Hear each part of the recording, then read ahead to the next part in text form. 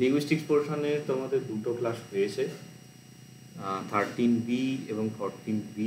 তার মধ্যে 13 নম্বর ক্লাসে ছিল মানে লিঙ্গুইস্টিক্সের ফার্স্ট ক্লাসে ছিল অ্যালফাবেট নিয়ে, তার একটা হোমওয়ার্ক ছিল।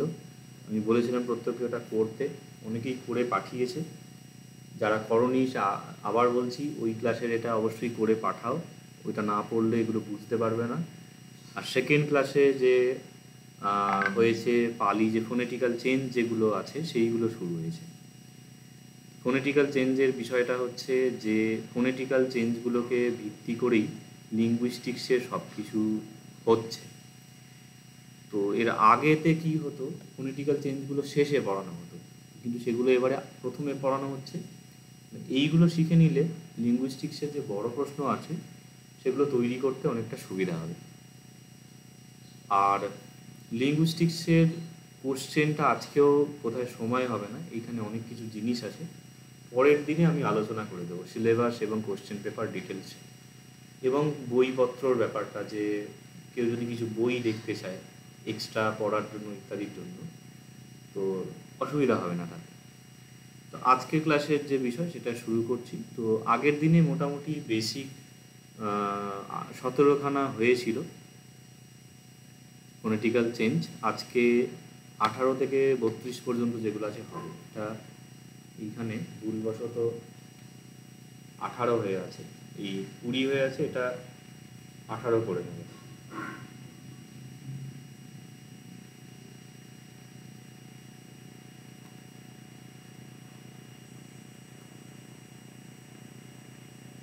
এখানে লেখা আছে কোনটা কত সালে এসেছে, এবং আমি যেটা বলেছিলাম যেহেতু 19 থেকে 23 পর্যন্ত, এই 4 সালে, 19 না 20 থেকে 23, এই 4 সালে কি কি এসেছে একটু আপডেট করে দেবে প্রিভিয়াস ইয়ার থেকে। আর এগুলো দেখলে তোমাদেরও একটা প্রত্যয় হবে, প্রত্যয় মানে বিশ্বাস বোঝায়, মানে একটা ধারণা তৈরি হবে যে কীরকম কী আসে না আসে। তো তাতে পড়তে একটা উৎসাহ পাবে যে হ্যাঁ এটা আসতে পারে। আচ্ছা, আজকে যেগুলো আছে এগুলো বলছি। আর এইগুলো একটু সিস্টেমেটিক্যালি পড়তে হবে, শুধু মুখস্থ করতে গেলে হবে না, তাহলে কিন্তু ভুলে যাবে। এই সপ্তাহে পড়লে পরের সপ্তাহে ভুলে যাবে। চেষ্টা করবে যতটা সম্ভব বুঝে পড়ার। পড়তে গিয়ে অসুবিধা হলে অবশ্যই জিজ্ঞাসা করতে পারো, সমস্যা নেই। তবে এটা নিয়ে একটু আমি ব্যস্ত আছি, ফোন করলে হয়তো সবসময় ইয়ে করতে পারবো না, বা তোমাদের অনেকে হয়তো ফোন করা হয়নি, পরে দ্বিতীয়বার করো বা মেসেজ করো, অবশ্যই আমি চেষ্টা করবো সেটা সময় মতন সংশয় নিরসন করা। আচ্ছা, প্রথম হচ্ছে অ্যাসিমিলেশন। তো অ্যাসিমিলেশনের বিষয়টা হচ্ছে সমীভবন। খুব সহজে বললে এটাই আমরা পড়েছিলাম ধর্ম থেকে ধম্ম হয়, ওই টাইপের জিনিসগুলো। র আর ম ছিল, ম আর ম হলো। ধর্মতে কি র আর ম ছিল, সেটা চেঞ্জ হয়ে ম আর ম হচ্ছে। র ম আলাদা ছিল, সেম হয়ে গেল।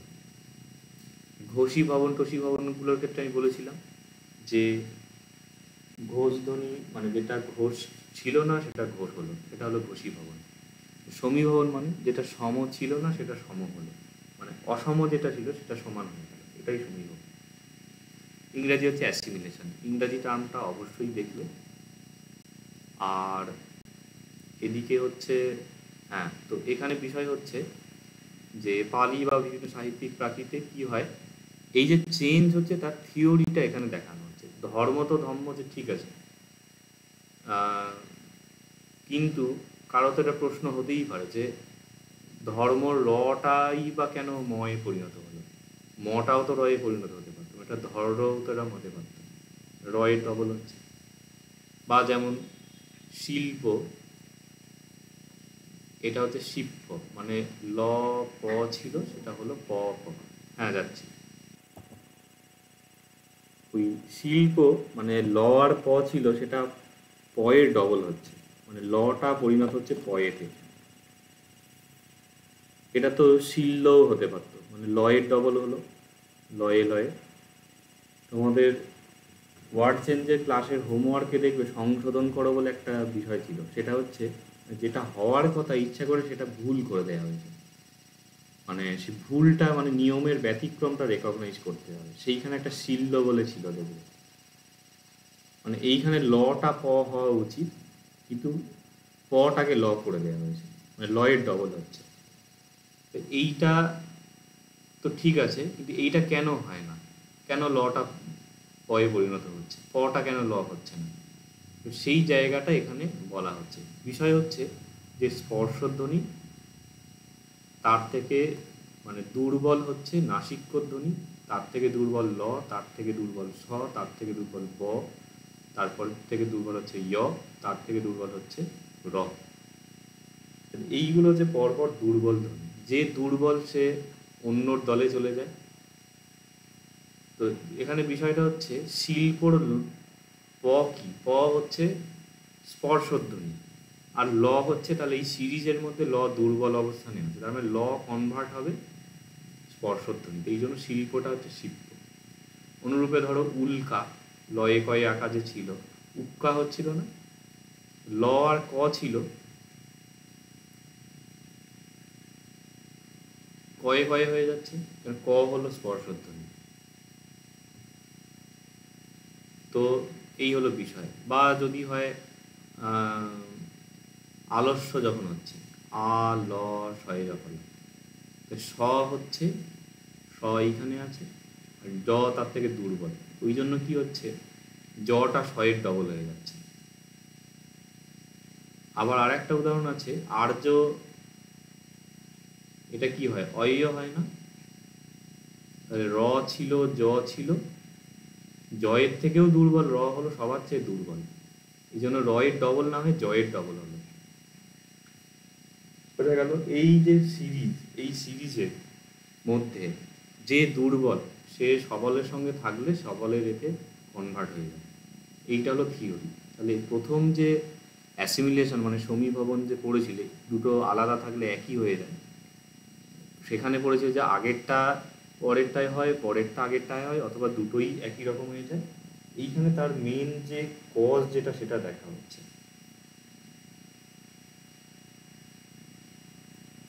যেমন ধরো উল্কা, উল্কাতে হচ্ছে লয়ের সাথে কয়ের কম্বিনেশন আছে, এইখানে এক মানে এ আর বি ছিল, এটা হয়ে যাচ্ছে উক্কা, বি বি। কিন্তু শুক্ল, শুক্লতে কয়ে লয়ে হয়, লয়ে কয়ে, আর এখানে হচ্ছে শুক্লতে কয়ে লয়ে। বোঝা যাচ্ছে দুটো বর্ণের পূর্বাপর্য, এই জন্য বর্ণ বিশ্লেষণ দেওয়া হয়েছিল। এখানে কয়ের সাথে ল আছে, তাহলে এ আর বি, এইখানে হয়ে যাচ্ছে এ এ। ল ক ক ল আলাদা জায়গায় আছে, এখানে দ্বিতীয়টার ডবল হচ্ছে, এখানে প্রথমটার ডবল হচ্ছে। কেন হচ্ছে, কেন ল হলো এখানে দুর্বল। বোঝা গেল? আচ্ছা, এই হলো সমীভবন। এবারে এখানে এক্সাম্পল দিয়ে হয়েছে কটা, এটার থেকে তোমরা অনেক এক্সাম্পল দিতে পারবে, ওই ওয়ার্ড চেঞ্জের ক্লাসের মানে ছিল সব। আর সমীভবন 3 রকমের হয়, প্রগত, পরাগত, অনন্য সমীভবন। ইংরাজিগুলো অবশ্যই ইংরাজিগুলো করবে, ইংরাজি না করলে কোশ্চেন বুঝতেই পারবে না। প্রগত না লিখলেও হবে, অসুবিধা নেই। Progressive, regressive, mutual assimilation. Progressive হচ্ছে কি, পূর্ব ব্যঞ্জনের প্রভাবে পরবর্তী সমীভবন, মানে জেনারেলি এটাকে মনে রাখবে, যেটা এ এ হবে প্রথমটার ডবল হচ্ছে, শুক্ল হচ্ছে শুক্ল। পরাগত হচ্ছে সেকেন্ডটার অনুযায়ী হবে, মানে সেকেন্ডটার ডবল হচ্ছে বি বি, যে সমীকরণ ছিল ও ওইখানে প্রথম সেকেন্ড ক্লাসে যে ছিল যুক্তাক্ষরে পরিবর্তন, ওইখানে হাজারখানা উদাহরণ আছে, এটা বি বি হবে, আর এইটা হচ্ছে দুটোই পরিবর্তন হচ্ছে, সি সি হবে। হয়ে গেল? এটা আমি আর উদাহরণগুলো বলছি না, আমার মনে হয় না ব্যাখ্যা করার প্রয়োজন আছে। আর শেষে একটি স্টেটমেন্ট বলছে যে কোনো কোনো সময় স্বরবর্ণের সমীকরণ হয়, যেমন শিশু শব্দটা হচ্ছে পালিতে শুশু, শিশুতে কি আছে, ই আছে, উ আছে, দুটো আলাদা ব্যঞ্জন স্বরবর্ণ, আর সেটা পালিত হচ্ছে শুশু, সেটাই দুটোই উ হয়ে যাচ্ছে।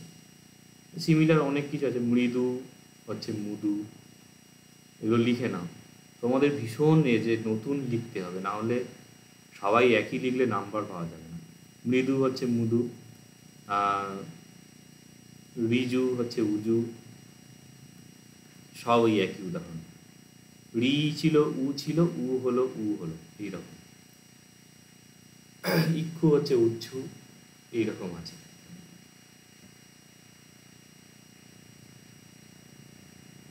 আরও আছে পরের দিকে, যাই হোক। এই হলো সমীভবন। এরপরে হচ্ছে ডিসিমিলেশন। সমীভবনের বিপরীত হচ্ছে মানে যেটা সমান হয়ে যাচ্ছে এটা হলো অসমান হয়ে যাবে। বিষমী ভবন, যেটা বিষম ছিল না, সমান যেটা ছিল সেটা অসমান হয়ে গেল, বিষম হয়ে গেল। তো পালিতে এর প্রয়োগ কদাচিৎ হয়, কদাচিৎ মানে খুব কম ক্ষেত্রে। এটা দুরকমভাবে দেখানো হচ্ছে, স্বরবর্ণের বিষমী ভবন, ব্যঞ্জন বর্ণের বিষমী ভবন। স্বরবর্ণের মধ্যে কি, মধ্যম থেকে মধ্যিম। মধ্যমে কি আছে, ময়েতে অ স্বরবর্ণ আছে, ধয়ে জফলাতে অ আছে, ময়েতে অ আছে। এগুলো সবচেয়ে ভালো, তোমাদের রোমান স্ক্রিপ্ট শেখানো হয়েছে, এইগুলো নোটটাকে প্রিন্ট করলে দেখবে নিচে রোমান স্ক্রিপ্ট লেখার মতো জায়গা থাকবে, বা পাশেও লিখতে পারো, একদম ক্লিয়ার হয়ে যায়। ম ধয়ে জফলা ম, এটা কি চেঞ্জ হচ্ছে, এমনিতে রোমান স্ক্রিপ্টে হলে মানে পালি চেঞ্জ করলে কি হবে, ম ধয়ে জফলা কি হয়, জয়ে ঝয়ে অ ম, মধ্যমা হওয়া উচিত। স্যার পেজটা দেখা যাচ্ছে না। এটা তো শেয়ার হচ্ছে, অন্য কারো সমস্যা হচ্ছে? না স্যার দেখা যাচ্ছে না তো। দেখা যাচ্ছে তো। তো এইখানে যদি এটাকে, তাহলে হওয়া উচিত তো মধ্যমা হওয়ার কথা, কিন্তু এই যে তিনটে একই স্বরবর্ণ আছে, এটা ফট করে এখানে ই হয়ে গেল, মধ্যম। রোমানে লিখবে এগুলো একদম জল করে দেখতে পাবে কি পরিবর্তন হচ্ছে। সম্মতি, সম্মতি অয়ের জায়গায় উ হচ্ছে, যুগুপ সাথে এগুলো আর বলছি না, নিজেরা দেখে নিও। আর ব্যঞ্জনের পরিবর্তন হচ্ছে, পিপিলিকা থেকে কিপিল্লি, মানে প প দুটো সমান ছিল, ক প হলো, কক্কল তক্কল, ক ক ছিল, ত ক হলো, ললাট নলাট, এটা আরো স্পষ্ট বোঝা যাচ্ছে, ল ল ছিল, ন ল হলো। বিষমী ভবন হচ্ছে। এরপর হচ্ছে প্যালাটালাইজেশন, এইখান থেকে গিয়ে এবার এইগুলো শুরু হচ্ছে। তো প্যালাটাল মানে হচ্ছে তালব্য ধ্বনি, তালব্যী ভবন মানে যেটা তালব্য ছিল না সেটা তালব্য হবে। তালব্য ধ্বনি কোনগুলো, চ বর্গ, য় এবং তালব্য স এবং ই। এর মধ্যে থেকে প্রথমে বলছে যে পালিতে বিভিন্ন প্রকারে এটা হয়। প্রথম হচ্ছে তালব্য য় ধ্বনির প্রভাবে, দন্তধ্বনি এবং মূর্ধন্য নয়ের তালব্যী ভবন হয়। দন্তধ্বনি মানে এখানে ত বর্গকে বোঝাচ্ছে। এক্সাম্পল এখানে দেখো, সত্য, মিথ্যা, অদ্য, মধ্য, অন্ন, পুণ্য, ত থ দ ধ ন মূর্ধন্য ন, এইগুলোতে সব জকার লেগেছে, জফলায়। তাহলে ত, সত্তর, ত আর জ, এইভাবে লিখছি। সব রোমান স্ক্রিপ্টে লিখবে। আমার মানে গ্র্যাজুয়েশনে যে লিঙ্গুইস্টিক্সের ইয়ে ছিল, লিঙ্গুইস্টিক্স এবং প্রাকৃতের যে পেপার ছিল, প্রাকৃতকে আমার আলাদা করে আমাদের পড়তে হতো, থার্ড পেপারে থাকতো, লিঙ্গুইস্টিক্স ছিল ফিফথ পেপারে। তো সমস্তগুলো আমি রোমান স্ক্রিপ্টে এক্সাম্পলগুলো দিতাম, মানে বাংলাটা বাংলায় আর এইটা রোমান স্ক্রিপ্টে। এইটা যদি কেউ এরকম করতে চাও অবশ্যই দেখিয়ে নিও, মানে পাকামো করে আবার এক্সামে লিখতে যাও না। যদি রোমান স্ক্রিপ্টে লেখার বাসনা হয় তাহলে আগে খাতা চেক, এগুলো চেক করবে, মানে প্যালাটাইজেশন রোমান স্ক্রিপ্টে লিখে দেখাবে ঠিকঠাক হচ্ছে কিনা, আমি দেখবো, রেকমেন্ড করলে তবে লিখবে। আদারওয়াইজ সেই লিখতে গিয়ে কোথায় ডট দিলে না বানানগুলো হবে, তাতে হিতে বিপরীত হবে। যাই হোক, এমনি অভ্যাসের জন্য অবশ্যই রোমান স্ক্রিপ্টে লিখে প্র্যাকটিস করবে, বুঝতে সুবিধা হবে। আচ্ছা, এখানে সত্য, ত হচ্ছে দন্ত ধ্বনি, তবর্গ, য় হচ্ছে, এর আমি দ লিখলাম, এটা হচ্ছে তালব্য ধ্বনি। কি হচ্ছে, এ তখন তালব্য হয়ে গেল, স ছয়ে জফলা। এইবার কি অ্যাসিমিলেশন হচ্ছে, দিয়ে হয়ে গেল স ছয়ে ছয়, বোঝা গেল? সব এইরকম ভাবে। অন্য যখন হচ্ছে অ নয়ে জফলা, এ হলো তালব্য, সরি এ হলো দন্ত আর এ হলো তালব্য, দিয়ে অ ঞ হয়ে গেল, এও দন্ত হলো, এও তালব্য হলো, আর এ ওয়াই আছে, এটাকে আবার এরপরে সমীভবন হয়ে অঞ, বোঝা গেল? এইটি হলো তালব্য ধ্বনির প্রভাবে, তালব্য জ আছে সে পাশের জনকে কনভার্ট করে দিচ্ছে। তারপর বলছে তালব্য ধ্বনির প্রভাব ছাড়া, যেমন শট থেকে ছ হচ্ছে, শটের স কি, মূর্ধন্য ধ্বনি, মানে সংস্কৃতের ধ্বনিগুলো আমি ওই জন্য দিয়েছিলাম, যেগুলো মনে রাখতে হবে, কেননা সংস্কৃত থেকে পরিবর্তন হচ্ছে। আর ট হচ্ছে মূর্ধন্য ধ্বনি, তাহলে এখানে কোনো তালব্য ধ্বনির ব্যাপারই নেই, সেটা হয়ে গেল ছ। ছ চ ছ চবর্গ তালব্য ধ্বনি। কুন্দ থেকে চুন্দ। ক হচ্ছে কণ্ঠবর্ণ, চুন্দ হলো তালব্য বর্ণ। তর্হি থেকে চরহি, ত হলো দন্তবর্ণ, সেখান থেকে হচ্ছে চরহি তালব্য বর্ণ। বোঝা গেল? আচ্ছা, তোমাদের একটা কার্য করতে পারো, সেটা হলো যখন শর্ট থেকে ছ হচ্ছে এইভাবে লিখে দিতে পারো। ছ থেকে ছ হচ্ছে, আর এখানে হলো শর্ট থেকে ছ, মানে এইখানে কি পরিবর্তন হচ্ছে এইটা এক্সট্রা অ্যাড করতে পারো, যেটা অনেক ক্ষেত্রে লেখা নেই। যেমন এইখানে দেয়া আছে না, কি পরিবর্তন হচ্ছে দেয়া আছে, এইটা এখানে অ্যাড করতে পারো, তাদের নোটটা একটু মডিফাই হবে। এখানে ক থেকে চ হচ্ছে, এখানে ত থেকে চ হচ্ছে, বা আরও যদি খুব বাসনা হয় তাহলে মূর্ধন্য স মূর্ধন্য ধ্বনি থেকে এখানে ছ তালব্য ধ্বনি হচ্ছে, এটা ব্র্যাকেটে লিখে দিয়ে পারে যে মূর্ধন্য স থেকে তালব্য ছ, কণ্ঠ ক থেকে তালব্য চ, দন্ত ত থেকে তালব্য চ, এইরকম ভাবে অ্যাড করতে পারো। এই গেল। এরপরে হচ্ছে পয়ে স, তয়ে স, কয়ে মূর্ধন্য স, এইগুলো ছয়ে ছয়েতে পরিণত হয়, এটাও তালব্য বিভক্ত। কেন? প হচ্ছে উষ্ঠবর্ণ, স হচ্ছে দন্তবর্ণ, হয়ে গেল ছয়ে ছয়ে। চ এবং ছ দুটোই তালব্য। খন্দত্ব স, এটা হচ্ছে তাই, দন্তবর্ণ এবং দন্তবর্ণের কম্বিনেশন দুটোই। ত দন্তবর্ণ, দন্ত স দন্তবর্ণ। কিয়তে হচ্ছে কণ্ঠবর্ণ, মূর্ধন্য স হচ্ছে মূর্ধন্য বর্ণ, হয়ে যাচ্ছে ছয়ে ছয়েতে। তাহলে তালব্য বিভবন। বিপসা থেকে বিচ্ছা, বৎস থেকে বৎস, ইক্ষু থেকে উচ্ছু। এই বিপসার জায়গায় একটা সহজ উদাহরণ আছে, সেটা হচ্ছে অপসরা থেকে হচ্ছে অচ্ছরা। বৎসর জায়গায় বৎসর লিখতে পারো, চিকিৎসা লিখতে পারো, এগুলো নোট করো। চিকিৎসা থেকে চিকিৎসা।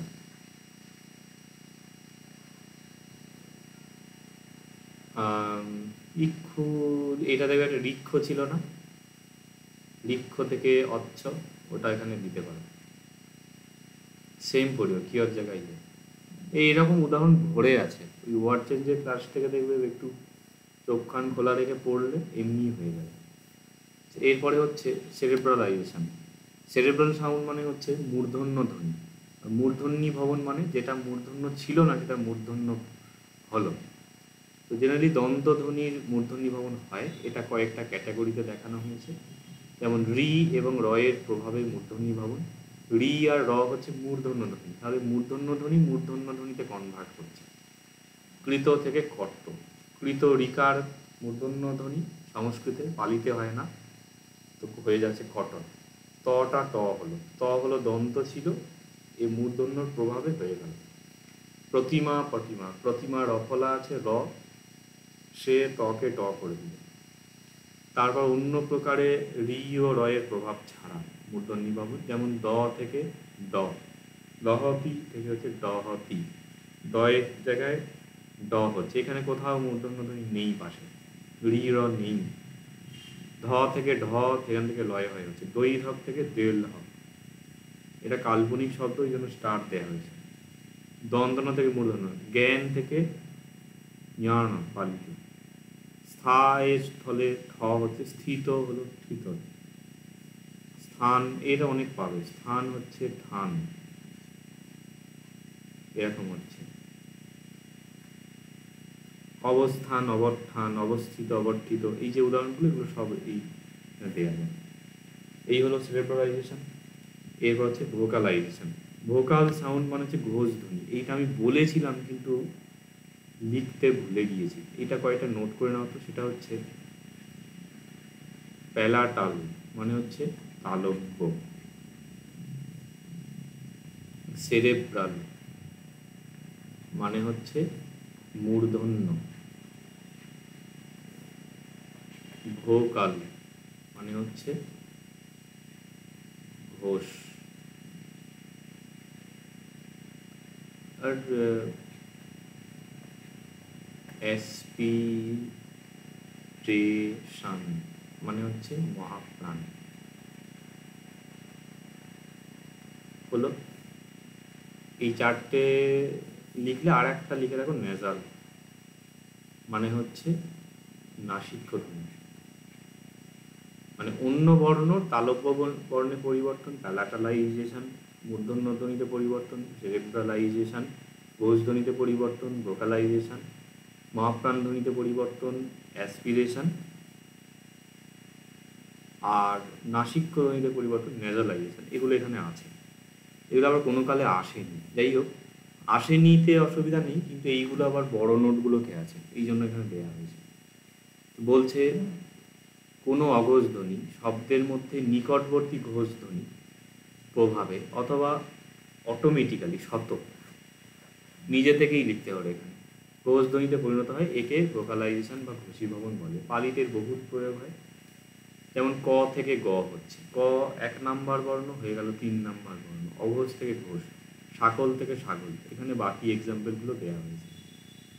এগুলো না এরকম নাম্বারিং করে লেখার চেষ্টা করবেন, তাতে কি হয়, যিনি খাতা দেখবেন তিনি বলে 6-7খানা লিখেছে, এখানে রোমানে লেখা আছে 1-2 করে লিখলে আরও ভালো, মানে 1 2 3 4 7, এই 7টাও টাইপের উদাহরণ দিয়েছে। এইখানে যেমন এটা নাম্বারিংটা দেয়া নেই, যদি কেউ 1 2 3 4 লেখে, মানে কেউ এমনি লিখলো, কেউ 1 2 3 4 লিখলো, এইটা এফেক্ট বেশি। এবং আরেকটি মজার বিষয় বলি, তোমাদের খাতাগুলো যখন প্র্যাকটিস গ্রুপে দাও, একবারে তো দেখা হয় না, কোনো দিন পার্ট দেখতে হয়। আমি নিজে লক্ষ্য করেছি যে যারা খাতাগুলো রিনেম করে পাঠায়, মানে পিডিএফটাকেই নিজের নাম দিয়ে পাঠিয়েছে, অনেকে তো হোমওয়ার্ক এত নাম্বার 1A 2A করে লিখে পাঠায়, আমি লক্ষ্য করেছি তাদের খাতাগুলো আগে দেখা হয়। ওটার কি এটা নাম্বার লেখা আছে, পাঠিয়েছে, ডেট লেখা আছে, এরকমভাবে পিডিএফ করতে গিয়ে ওইভাবে তো নাম হয়ে যায় পিডিএফ। এটা একটা ন্যাচারাল টেন্ডেন্সি, নাম্বারিং যেটা সিস্টেমেটিক আছে সেটার দিকে মানুষের আগে যায়। একটা জিনিস ছড়িয়ে রাখা আছে আর একটা গুছিয়ে রাখা আছে, তো এইখানে লেখার মধ্যে একটা অ্যাপ্লাই করার চেষ্টা করবে যে যতখানি গুছিয়ে জিনিসগুলোকে প্রেজেন্ট করা যায়, তাতে ডেফিনেটলি নাম্বারের উপর একটা এফেক্ট পড়ে। আর সেই সঙ্গে আরেকটা বড়, তোমাদের খাতাগুলো যদি একটু রিনেম করে পাঠাও তো ভালো হয়। পিডিএফগুলো ডাউনলোড করার পরে একাধিক ব্যাচের আছে, সব এক জায়গায় জড়ো হয়ে যায়, ওটার মানে গণ্ডগোল হয়। যাই হোক, আর এমন কিছু অসুবিধা না, আমি যদি পিডিএফগুলো রিনেম করে পাঠাতে পারি, তোমাদের কেন অসুবিধা আছে? আর ওটা যা অন্য বিষয়, এইগুলোকে একটু চেষ্টা করতে পারো, তাতে মডিফিকেশন হবে নোটটা।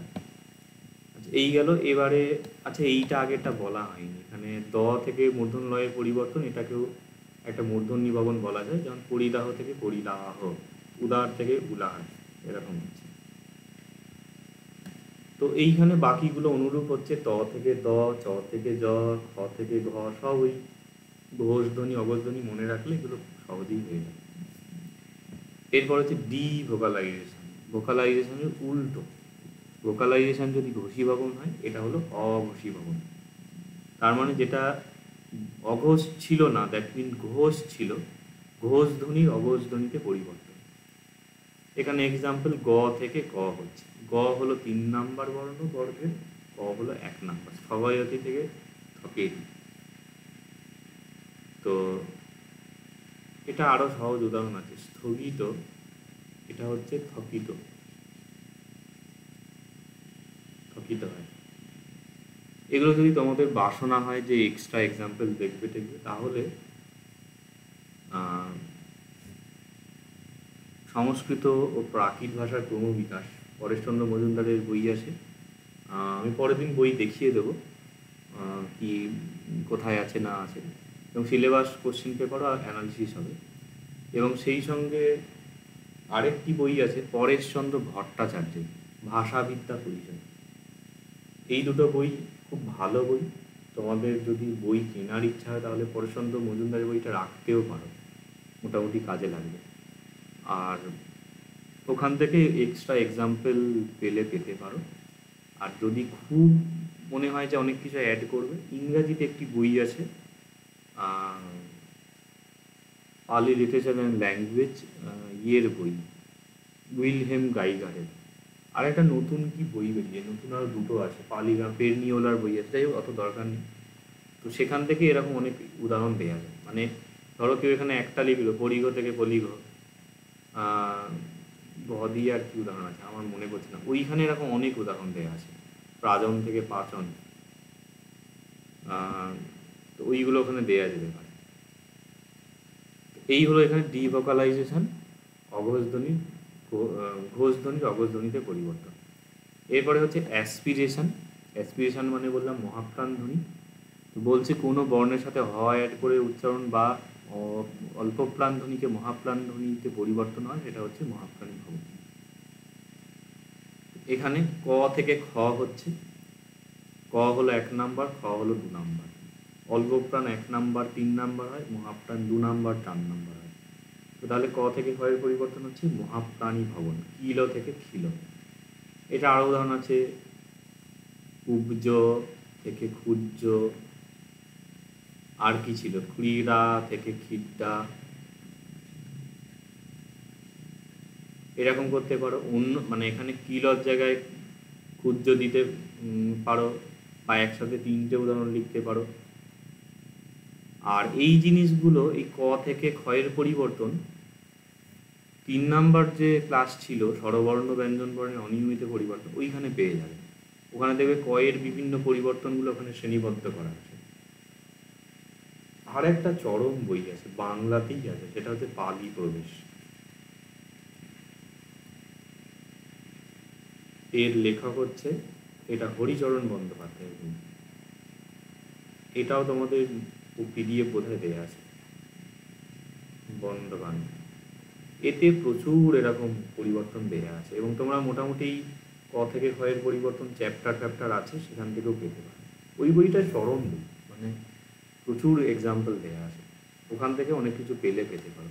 তবে এখন হড়বড় করবে না, এখন নাম টামগুলো লিখে রাখো, বইগুলো জোগাড় করে রাখো, 2-4 পাতা উল্টে দেখো, শেষের দিকে যখন প্র্যাকটিস হবে তখন ওই অ্যাডগুলো করবে। আপাতত এগুলো সংগ্রহ করে রাখো। আচ্ছা, তাহলে এই হলো অ্যাসপিরেশন। আর এখানেই বলেছে যে এইটা ওই শীষ ধ্বনি নাসিক ধ্বনির সাথে যে ব্যাপারটা ছিল, ওই প্রশ্ন থেকে বইহ, ওইটা এটা আগে ছিল, এটা আমি বলছি না, সেইটা এইখানে আবার অ্যাড করা হয়েছে।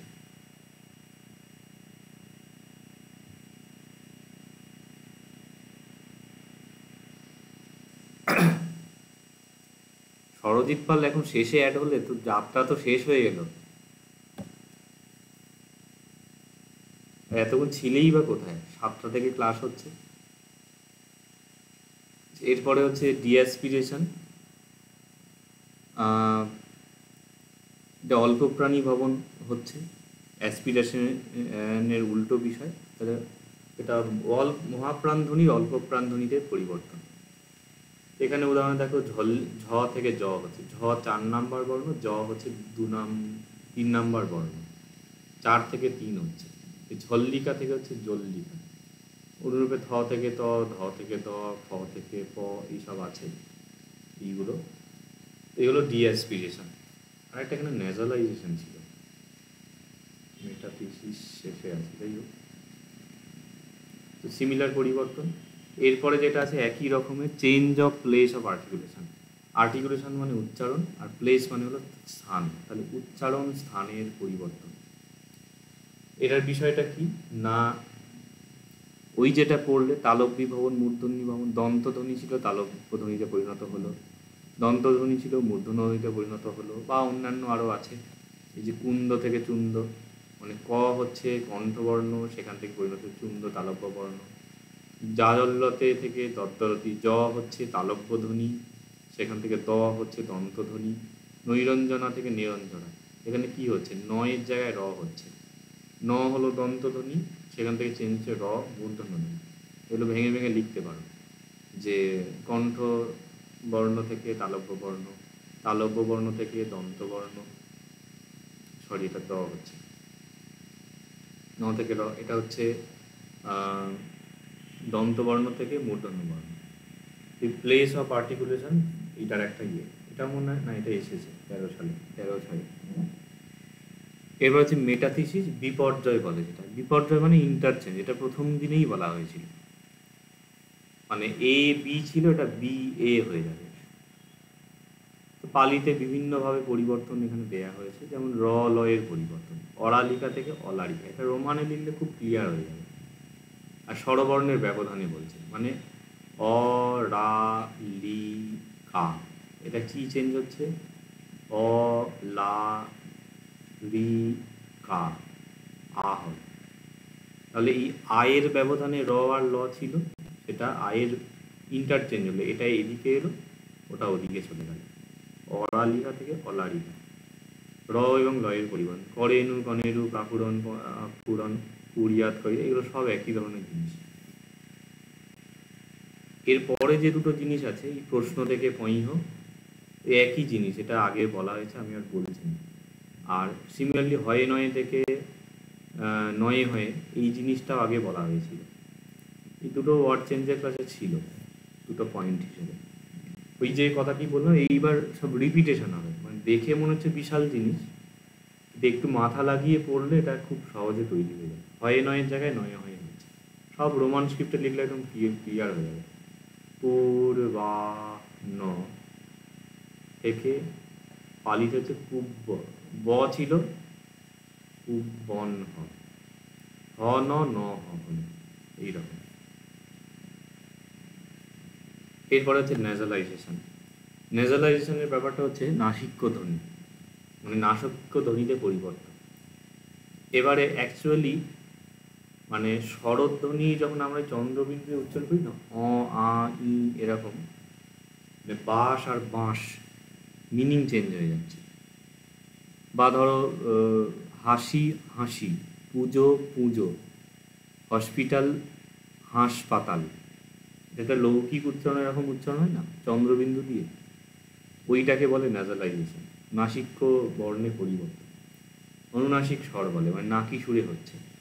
পালিতেও চন্দ্রবিন্দু হয় না, সেই জন্য পালিতে অনুস্বার কিংবা বর্গের পঞ্চম বর্ণের যে উদ্ভব, সেটাকে নাসিক্যী ভবন হিসেবে বলা হয়, মানে কোথা থেকে একটা নাসিক্য বর্ণ চলে আসছে। আর এটা অটোমেটিক্যালি হয় বলে এটাকে স্পন্টেনিয়াস ন্যাজালাইজেশন বা শর্ত নাসিক্যী ভবন বলে। যেমন ঘর্ষণ থেকে ঘংশন, এই ঘর্ষণের যে ঘংশন হচ্ছে, এখানে নাসিক্য ধ্বনি নেই, মানে র আর স, র স দুটোই মূর্ধন্য বর্ণ, সেখানে একটা অনুস্বার আসছে। শুল্ক থেকে শুঙ্খ, ল ক, ল হচ্ছে দন্তবর্ণ, ক হচ্ছে কণ্ঠবর্ণ, হয়ে যাচ্ছে শুঙ্গ, উঙ্গা হয়ে যাচ্ছে, উঙ্গা হচ্ছে কবর্গে পঞ্চবর্ণ, মানে নাসিক্য বর্ণ। এইটা হলো ন্যাজালাইজেশন। আচ্ছা, এইখানে এসে আমি থামলাম, তার কারণ হলো যে ফোনেটিক্যাল চেঞ্জ বলতে যা বোঝায় এক্স্যাক্ট, মানে বর্ণের পরিবর্তন, সেইটা এই 28 পর্যন্ত আছে। 29-এর পরে যেগুলো আছে এইগুলো কিন্তু এক্স্যাক্ট বর্ণের পরিবর্তন নয়, এগুলো হলো রূপের পরিবর্তন, শব্দরূপ ধাতুরূপ জনিত। এবং এই জায়গাটা কিন্তু তোমাদের এখন একটু কঠিন লাগবে, একটু হালকা করে পড়ে রাখবে। 29 থেকে 32 পর্যন্ত যেগুলো আছে সেইগুলো, এই যে তোমাদের এ সিরিজের গ্রামার ক্লাস হচ্ছে, মানে 20 পর্যন্ত ক্লাস হওয়ার পরে যদি এই 5-6টা যে আছে, 29, 30, মানে এখানে analogy, মাগধিজম in Pali, loss of dual number, আর হচ্ছে ট্রু ডেটিভ ইন পালি, এই চারটে যদি 20A পর্যন্ত ক্লাসটা করার পরে করো, তাহলে বুঝতে সুবিধা হবে। এমনি রিডিং করে রেখো, এই 4টে মাত্র আছে, এটা শেষের দিকে পড়ে নিলে সমস্যা নেই। লিঙ্গুইস্টিক্সের ক্লাস তো 20B পর্যন্ত হবে, মানে নেক্সট মান্থ পর্যন্ত, তারপরে পড়ে নিলে অসুবিধা হবে না। আচ্ছা, আমি বিষয়টা বলে রাখছি। প্রথমে এটা হচ্ছে রূপের পরিবর্তন, যতক্ষণ না শব্দরূপের ভ্যারিয়েশন বুঝছো, এগুলো বুঝতে অসুবিধা হবে। প্রথম হচ্ছে ভাব অথবা রূপের সাযুজ্যের ফলে, এখানে একটু না আমার এই ভাষাগুলো আছে, সাযুজ্য বলতে এখানে সাদৃশ্য দিকে না,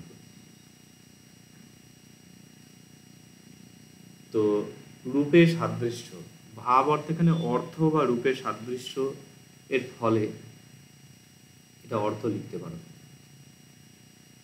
ও রূপের সাদৃশ্যের ফলে যখন কোনো ভাষার পরিচিত কাঠামোর আদলে ওই ভাষার অল্প প্রচলিত শব্দ বা ব্যাকরণজাত উপাদানের আকারে বা অর্থে সামঞ্জস্য লাভ করে, সেই প্রক্রিয়াকে সাদৃশ্য বা অ্যানালজি বলে। এটা আমি খুব সহজ একটা এক্সাম্পল বলছি। ধরো ইংরাজিতে যখন পাস্ট পার্টিসিপেল হয়, জেনারেলি ডি বা ইডি দিয়ে হয়, বহু ক্ষেত্রে পাস্ট পার্টিসিপেল ইরেগুলার হয়। তো ধরো কেউ মানে গো ওয়াজ গন হচ্ছে, কেউ গো এর সাথে ইডি দিল, গোড এরকম বলে দিল, বা ফ্লাইট বলে এরকম লিখে দিল, বা পুটেড বলে লিখে দিল। মানে এইটা যে এখানে মানে ডিইডি দিয়ে যে ফরমেশন হয় সেটার সাথে সাদৃশ্যে একটা এরম বানিয়ে দিলাম আমি। এইরকম যদি করে সেটা যেমন একটা ভুল হয়, সেই রকমভাবে পালিতে দেখা যায়। এটা অ্যাকচুয়ালি যারা অতটা সড়গড় নয়, ধরো 7-8-এর ছেলেপুলেরা এইগুলো প্রচুর করবে, যারা সদ্য ইংরেজি শিখছে, সে আমাদের স্বদেশেরই বলো আর বিদেশেরই বলো। মানে ব্রিটিশ লোকেরা হয়তো এরকম বলে, বাচ্চাদের মধ্যেও দেখবে এরকম একটা প্রবণতা থাকে। যেমন আমারই এক মাস্টুদা বোনের এতে শুনেছিলাম, তার ইয়ে হচ্ছে, বলছে যে 11, 12, যাই হোক 13, 14 এইরকমভাবে হচ্ছে, 19। তো তাহলে মানে 39 তখন ওইখানে গিয়ে কেন ওরকম চেঞ্জ হচ্ছে, ওইখানে ও টিন বলে উচ্চারণ করছে। কি একটা খেয়াল হচ্ছে না, একটা বেশ মজার কিছুটা উচ্চারণ করেছিল এরকম। তো একটা সাদৃশ্যে যদি আর একটা এরকম তৈরি হয়, সেইটাকে এখানে অ্যানালজি বা সাদৃশ্য বলা হচ্ছে। অ্যানালগাস মানে বোধ হয় সদৃশ, এরকম একটা কিছু বোঝায়, সিমিলার এরকম একটা মিনিং আসে। এবার এইখানে বিষয়টা তো বোঝা গেল, কিন্তু এক্সাম্পলগুলো জটিল। সেটা হচ্ছে সংস্কৃত মুনি, সাধু, পিতৃ, এগুলো সব মুনির শেষে কি আছে? ই আছে, সাধুর শেষে উ আছে, সব বর্ণ বিশেষণ একটু সড়গড় করতে হবে, নাহলে কিন্তু এগুলো বুঝতে জটিল হবে। পিতৃ শেষে রি আছে, এটা হচ্ছে ইকারান্ত শব্দ, উকারান্ত শব্দ, রিকারান্ত শব্দ সংস্কৃত। তার এখানে ষষ্ঠী কথাটা অ্যাড করো, ষষ্ঠীর এক বচনে মুনে, সাধো, পিত এরকম, সংস্কৃতে এরকম হয়। কিন্তু পালিতে নর শব্দের ষষ্ঠীর এক বচনে কি হয়? নর, মানে সংস্কৃতে নর শব্দের ষষ্ঠীর এক বচনে নরস্য হয়, নরস্যটা পালিতে নরস্য হয়, শয়ে জপরাটা শয়ে শয়ে হয়ে যাচ্ছে। এখানে বিষয় হচ্ছে এই নরস্য যেহেতু হয়, ওই গোড বা পুটেড, ফ্লাইট এইরকম টাইপ করে পালিতেও এখানে মুনিস্য, ধাতুস্য, পিতুস্য করে দেয়। তো এখানে মূল সংস্কৃতে হচ্ছে এইটা অ্যাকচুয়াল রূপ, সদৃশ সংস্কৃত এইরকম হয়, মানে যেটাকে কপি করছে, আর পালিতে যেটা বানাচ্ছে সেইটা হলো এইরকম, মানে হওয়া উচিত এই ধরনের হয়ে এইটার সাথে মিলিয়ে বানিয়ে দিল এইরকম। বলে না হওয়া উচিত, মনসার জায়গায় বলসা বানিয়ে দিচ্ছে। বাকি এখানে দেখবে পড়তে গিয়ে এই রুধাদিগণ, জহাতি ইত্যাদি এইগুলো যেগুলো বুঝতে পারবে, এই জন্য আমি বললাম এটাই পুরো ক্লাসটা হয়ে গেলে, মানে এখানে শব্দরূপ ধাতুরূপের এক্সট্রা যে ফরমেশনগুলো পড়ানো হবে সেগুলো হয়ে গেলে এটা দেখবে অটোমেটিক্যালি নিজেরা বুঝতে পারবে। এই চারটে এমনি রিডিং করে রাখবে, পরে এটা আমি পারলে আরেকবার রিভাইজ করি। এরপর হচ্ছে মাগধী জামিন পালি। এইটা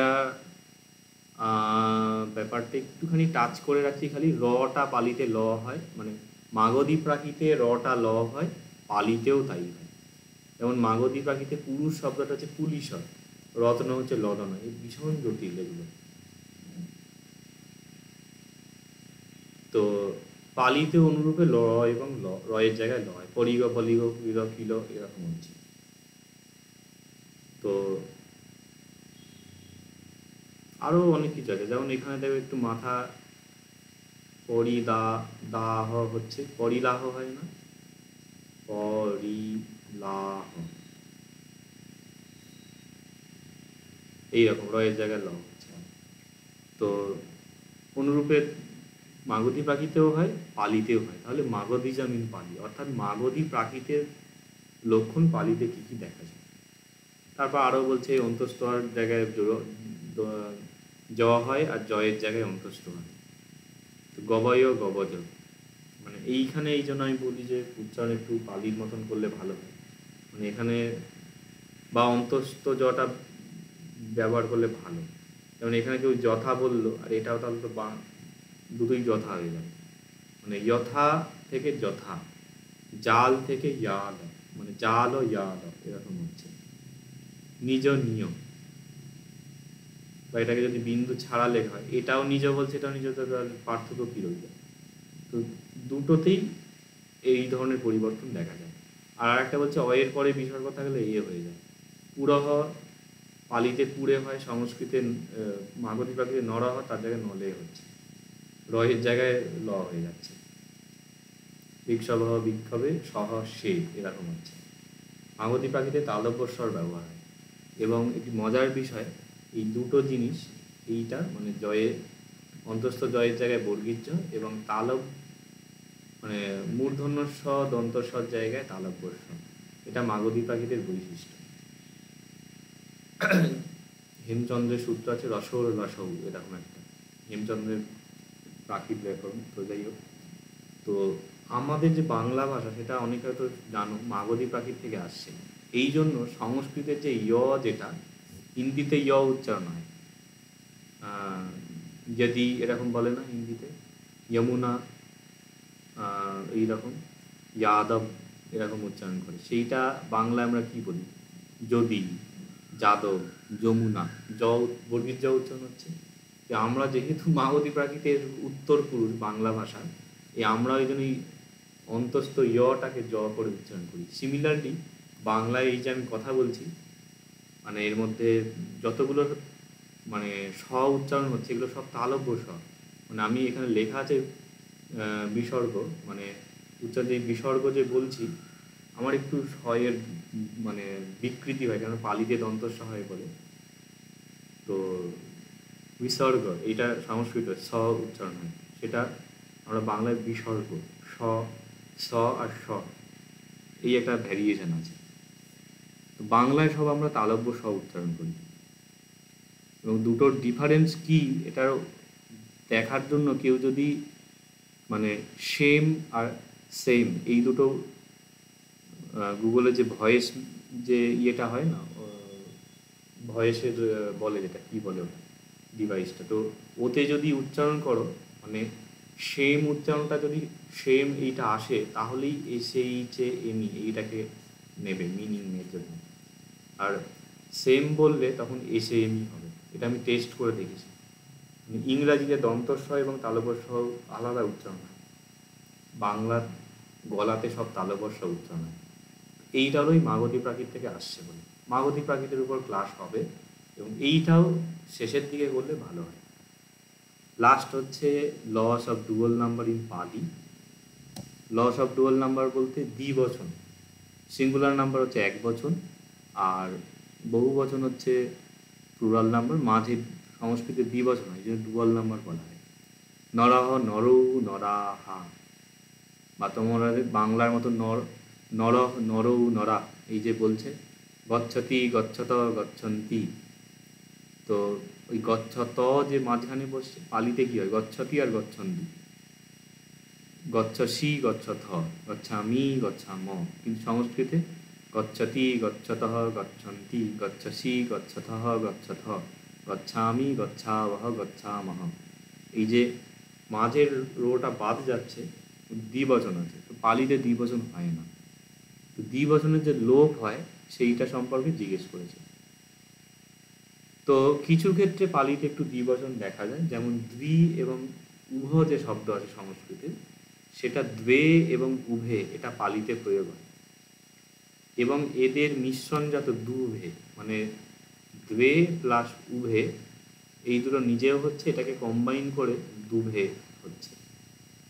এইটা হচ্ছে দ্বিবচনের নিদর্শন। এছাড়া উকারান্ত ইকারান্ত শব্দের দ্বিবচনের যে রূপ হয় সেইটা বহু বচনে হয়। মানে সংস্কৃতে মুনিহি, মুনি, মুনয়ঃ এইরকম হয়। পালিতে কি হয়, এটা এক বচন, দ্বিবচন, এটা বহু বচন।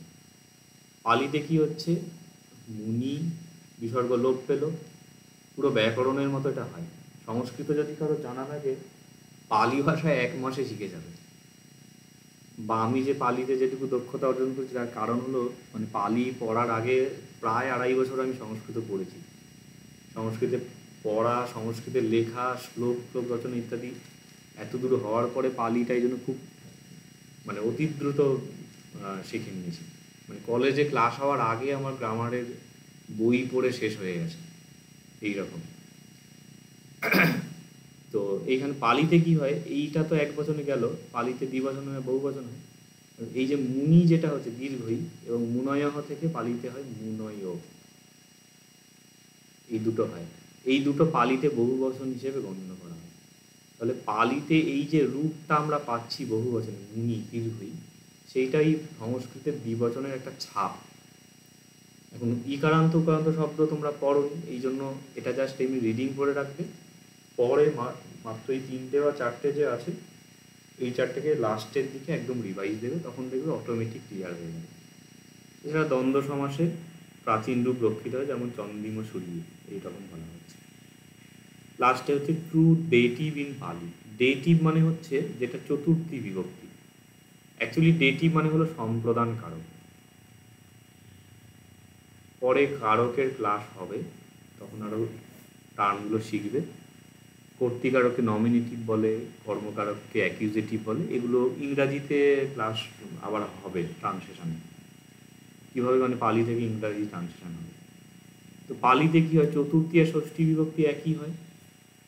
নরায় নরস্ব নরানম, ওখানে নরস্ব নরানম। তো অন্যান্য শব্দগুলোর ক্ষেত্রে তো একেবারেই চতুর্থী ষষ্ঠী এক হয়ে যায়। বহু বচন যেমন আমরা নরানং নরানং দেখছি, সর্বনামগুলোর ক্ষেত্রে দেখো অপরেশং অপরেশং, এরকম একই রকম হচ্ছে। তো ট্রু ডেটিভ মানে এক্স্যাক্ট সংস্কৃতে যেরকম সম্প্রদান কারকের হয় সেইটা এখানে চাইছে। তো বলছে কেবলমাত্র পালিতে এই নরায় পুংলিঙ্গের, অকারান্ত পুংলিঙ্গের যে নরায়, আর সংস্কৃতের মানে ক্লীবলিঙ্গের যে ফলায়, এই দুটো হচ্ছে একমাত্র সংস্কৃতের অনুরূপ। বাকি সমস্ত চতুর্থী রূপগুলো ষষ্ঠীর অনুরূপ হয়ে যায়। সংস্কৃতে কী হয়, নর শব্দের ক্ষেত্রে নরেণ, নরাভ্যাম, নরৈহি, এইরকম হয়। পালিতে কি হয়, তৃতীয়াতে নরেণ, উচ্চারণ বুঝতে পারছো, নরেণ নরেণ, দন্তন্য এবং মূর্ধন্য আলাদা উচ্চারণ হয়। তো নরাভ্যাম হয় না দ্বিবচন, আর পালিতে এখানে কি হয়, নরেহি। তো এইটা না, এটা ভুল উদাহরণ দিল। এটা হচ্ছে সংস্কৃত হয় নরায় নরাভ্যাম নরেভ্য, আর পালিতে কি হচ্ছে নরায়, এটা হয় না, এইখানে হয়ে গেল নরানম। ষষ্ঠী, ষষ্ঠীটা চলে আসছে, আবার ষষ্ঠীর এক বচনে যে নরস্ব হয় সেইটা আবার হচ্ছে। অ্যাকচুয়ালি সংস্কৃতে এটা আমি লিখে দিচ্ছি, সংস্কৃত চতুর্থী, এটা হচ্ছে পালি চতুর্থী, পালি চতুর্থী। এখানে নোটটাকে এরকম মডিফাই করতে পারো যে সংস্কৃত চতুর্থীতে এইরকম হয়, পালিতে এইরকম হয়। কেন এরকম হয় না, সংস্কৃতের যে ষষ্ঠী আছে, সংস্কৃতের ষষ্ঠীতে কি হয়, নরস্ব, এখানে মিডলে হয় নরয়োহ আর নরাণাম,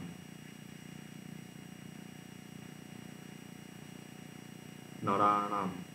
এটা অভ্যাস করতে পারো। জিনিয়াদির উচ্চারণ আমি দেখেছি মূর্ধন্য উচ্চারণ আসতো, মূর্ধন্য ন এবং মূর্ধন্য ল, তো ওতে অনেক সুবিধা আছে, এখানে বানানগুলো রেকগনাইজ করা যায়। আমার হর্ষদীর্ঘ উচ্চারণ প্রভেদ আমি উচ্চারণে করি, এবার